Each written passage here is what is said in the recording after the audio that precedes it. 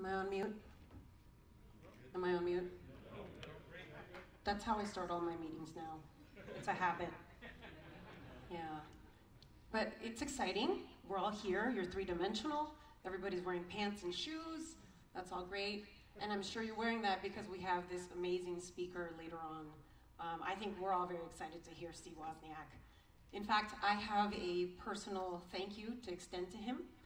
Officially, just because I'm on this stage, which is the same stage he will be on, my popularity rating among my teenage kids has grown immensely.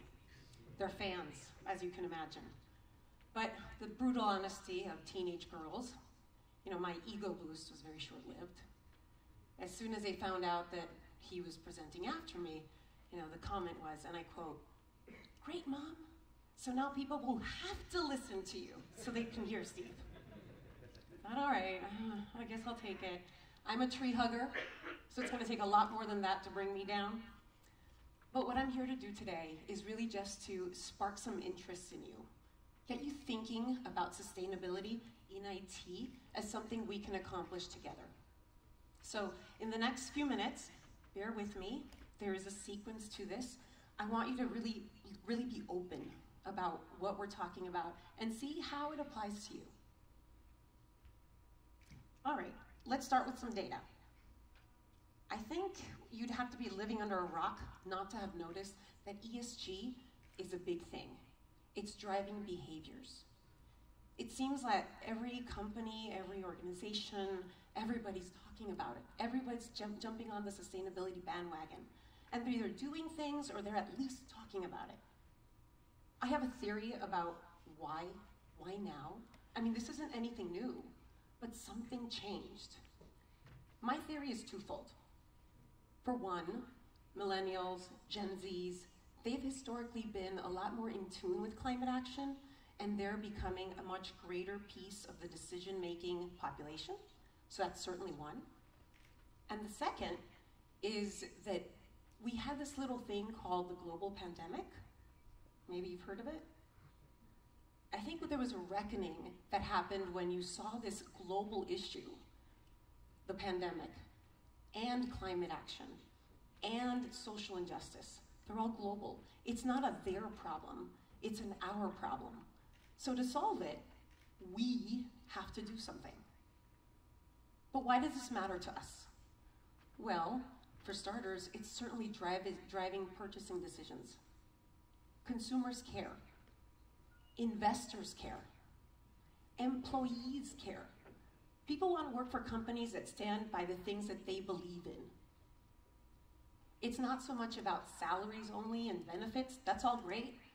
But it's not going to have people shift to one company to the next. And it may, in fact, prevent people from shifting. Because people want to believe in the company they work for. Now, the other piece, 91%, if we can put that up, interesting piece of data. 91% of business leaders believe they have a responsibility to act on ESG matters. A responsibility. Not a desire, not a want, not a nice to have, a responsibility. So when business leaders feel that way, then the tide starts turning. It's no longer just an extra. Who you work for, what you buy, and who you buy from matter. And if that wasn't enough, and you need somebody to twist your arm, there's plenty of that too. Regulators, governments, they're stepping up efforts. They're putting sustainability within their structures, and it's even passing into laws.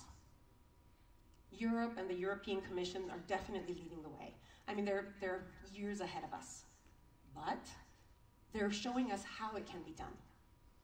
The GPP, or the Green Public Procurement Directive, that aims to inject green into public sector contracts. So they're using the power of these public sector contracts to ensure that they contain some type of circularity.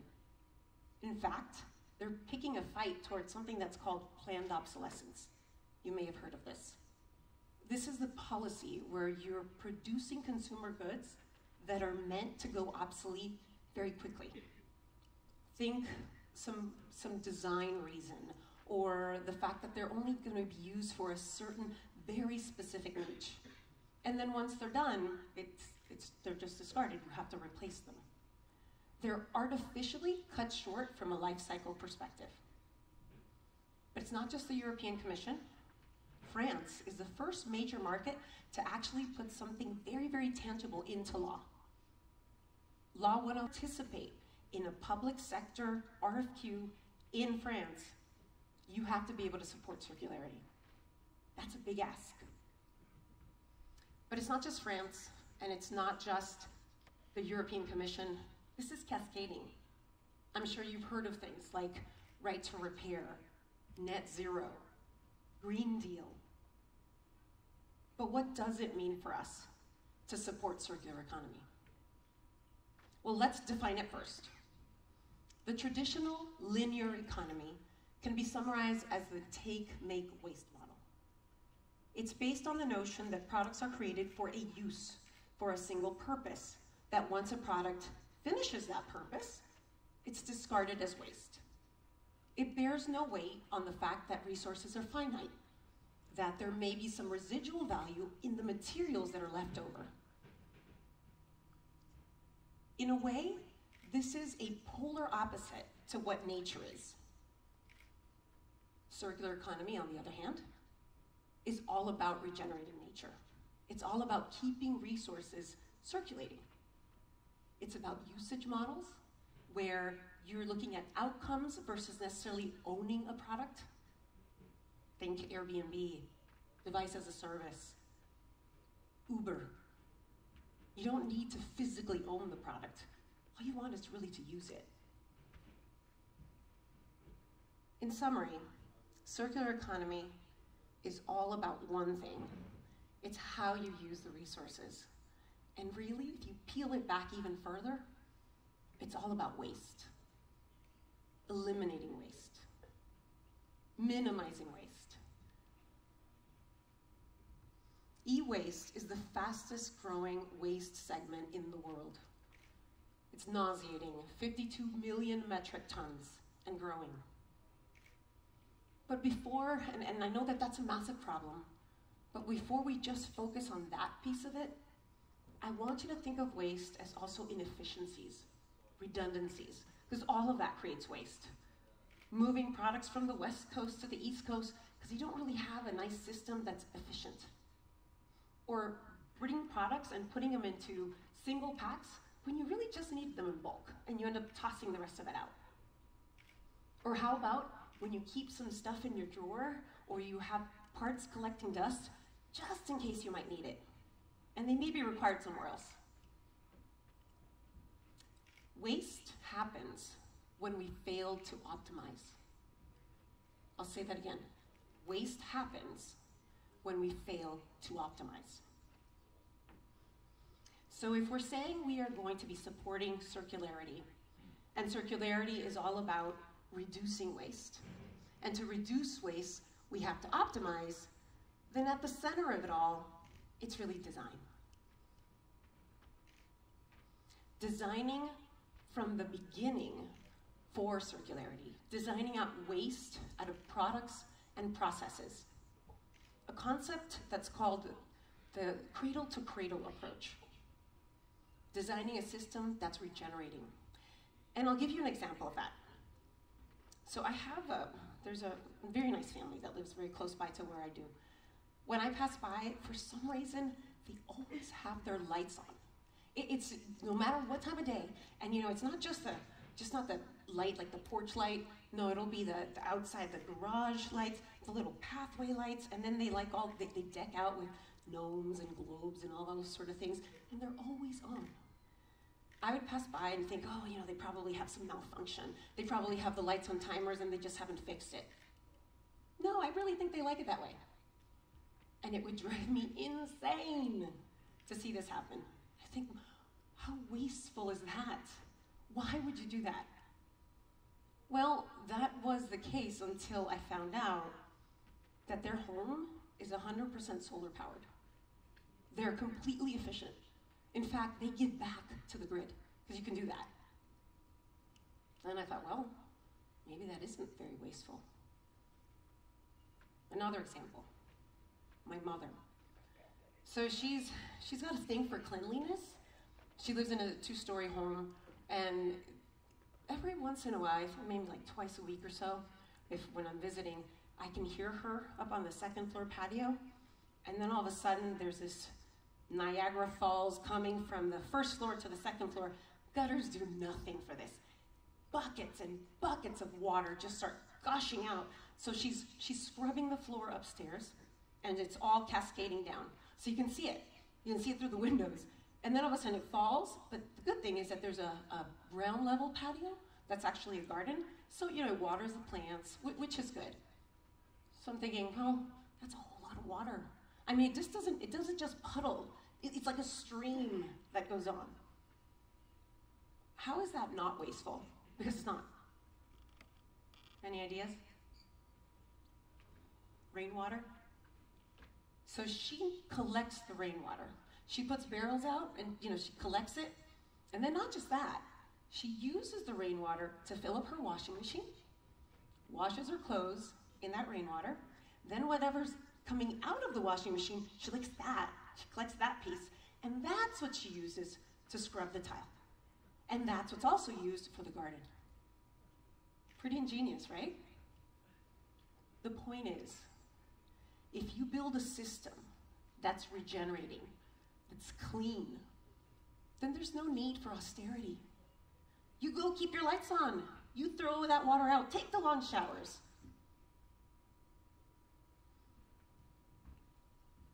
So, we are in tech. If we want to design, if we want to live with abundance, we want to be efficient, then we need to design for abundance. All right. Now let's address the elephant in the room. Most of us here are in the business of either creating, selling, supporting, servicing new products in IT, right? Majority of us. So if we support circular economy, what does that do to our business? When we're saying we're going to extend the life of products, we're going to keep them longer so people don't buy new. Doesn't that sound like I'm shooting myself in the foot? Certainly does from here. You know, it's basically attacking our business as usual. Almost seems, if I can get the slide up, it almost seems that that elephant should be more like that. And if you could get a bigger screen, I put a bigger screen. Business as usual is gone. I think we've determined that. We just said that the market is focusing on sustainability. We know that we have to act. So now, the big question is, what are you going to do about it? How are you preparing? Are you going to put yourself against the tidal wave and just stand there and be ready for it? Or are you going to ride it? This is disruptive, no doubt. And change sometimes brings people under, but sometimes, frequently, it creates opportunity. Things that we haven't even thought about yet. So, I know what you're thinking. You're probably going about, and you know, I can see it in your faces. You're all thinking, oh, I need to get into the recycling business. I need to go and do service, you know, refurbished product. I need to go do all of that. It's great, okay. Pause for a little bit. Think bigger, much bigger. So humor me for a little bit. I know a lot of you were asking questions about, what are those puzzle pieces on the chairs? I'll tell you what that's about. That was me and some of my Lenovo colleagues that helped me out there. Put these puzzle pieces in because I want us to try something. This is a little experiment. And if we could potentially get a little bit of the lights on, that would be helpful. The goal is, I brought some puzzle pieces. They belong to 6 puzzles in total. Not overly complex puzzles. There's 6 in total. 3 different designs. And what I want you to do is I'm going to give you 5 minutes. And, you know, feel free. Talk amongst yourselves. And if we can get a little bit of the lights on, I think it would be helpful. I want you to try and put together as many puzzles as you can. I'll give you 5 minutes, so we're not going to spend a whole lot of time here. But so you know, these are not complex. Nothing that you would know how to do. This is for 3-year-olds. So if we can spend a little bit of time, once we get the lights on, let's try and do that. So let's start. I'm gonna put 5 minutes. Great.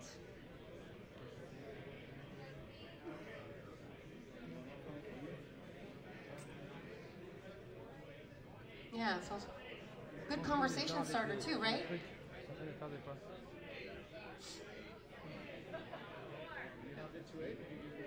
I think someone took it. Oh, no, it's here. Here's the 2D.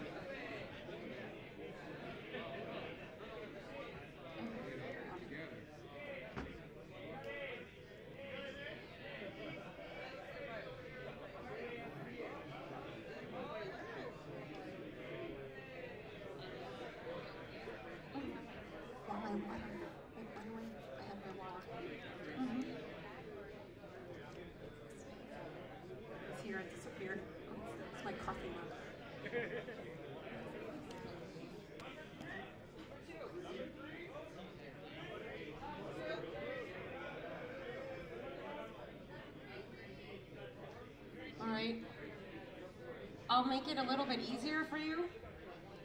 This is what the puzzles look like. Might be helpful. Yes, I told you they were for 3-year-olds. Nothing this group of highly educated, techie guys can't figure out, and gals.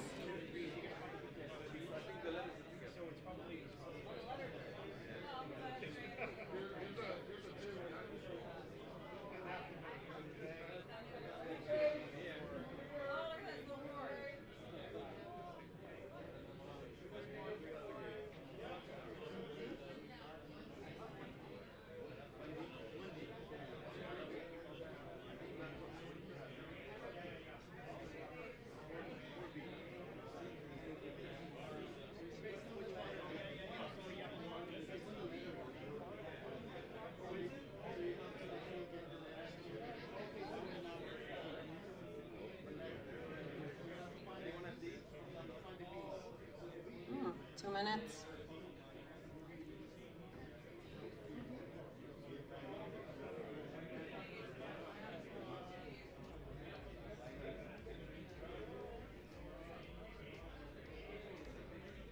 Having fun yet?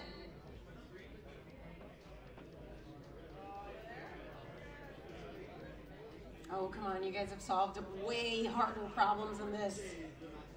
3-year-olds, come on.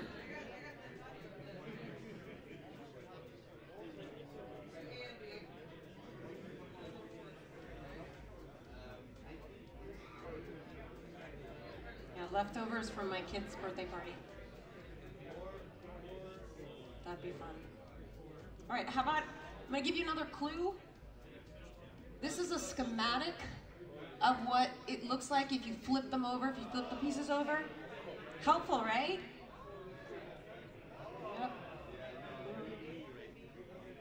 So 16 pieces in total. You got the rows being numbers, the columns are the letters.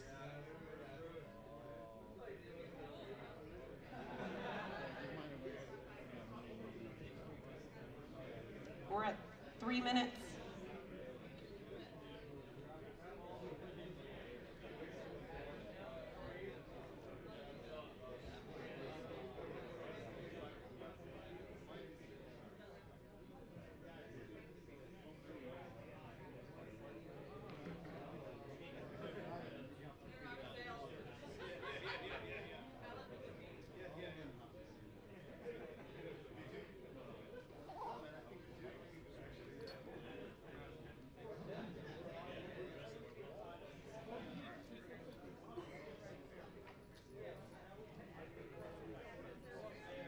Love it how people are just collaborating, getting all together.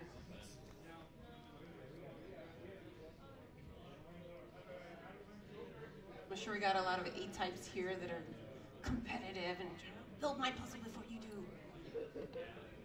Yeah, I know you guys.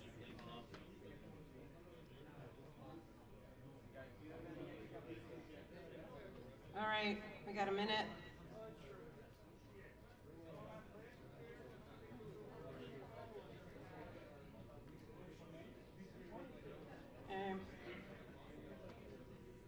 All right, that is time. How do we do? Good. What? Did we get any puzzle? Do we have one at least partially done? A few partially done? You got one? Close? Okay. I know I'm going to get booted off this stage if we don't get everybody in their seats and ensuring that we can keep going, but I want to know, do we have any puzzle pieces, any puzzles completed? No? Close? Are they at least close? Oh, too much. Yeah. Oh no. Please tell me we were close. I see that group right there. I see you smiling. These are puzzles for 3-year-olds. Come on. All the pieces are within these 4 walls. You're missing 3 pieces. Okay, so if I called out which pieces would be missing, I'm sure we could get it, right? Yeah, that'd probably work, but I know we don't really have a lot of time, but I'm sure that would work. And if I gave you a little bit more time, I'm sure you would be able to do this. All right, so take a seat. Thank you for humoring me here.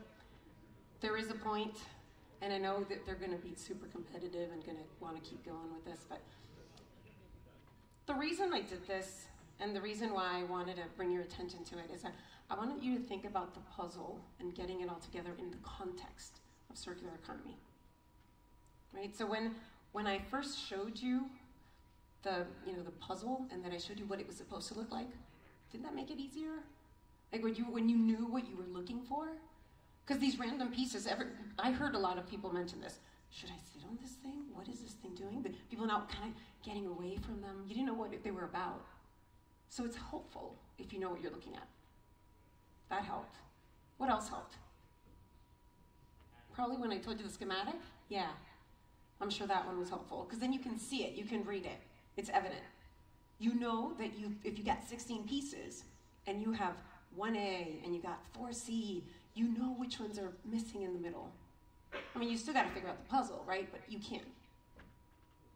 So in the context of circularity, assuming our devices are much more complex than a 3-year-old's puzzle, but if you have a clear schematic, if you know what you're looking for, and we avoided waste, and I would have gone directly to that schematic, you probably would have been able to solve it. And that's the point. Optimizing, reducing waste. If I would have showed you sooner, it would have been done, right? So why would I keep that hidden? Why would we do that? If our goal is to create these puzzle pieces, to ensure that these things don't end up in waste. Because think about it, if these were products, they're going to be sent to the trash because they're not complete. What good is it for you to have an unfinished puzzle? Something halfway done. It's useless. So, it's going to take a lot of things for us to build an effective circular economy. A lot of them. But I'm going to give you some of my top picks. I'm going to give you 3 top picks. If I could get the slides up, please. For one, leverage your strengths and those of your partners. You can't be good at everything. Not all of us can do that. Pick your sweet spots, the places where you add the most value. And when something is not part of the core, then leverage others. Traditional roles will change. But again, it's all about avoiding the inefficiencies. It's all about scrambling and trying to figure things out. Give you an example. At Lenovo, among other things, we build ThinkPads. We build these. We design them, we engineer them.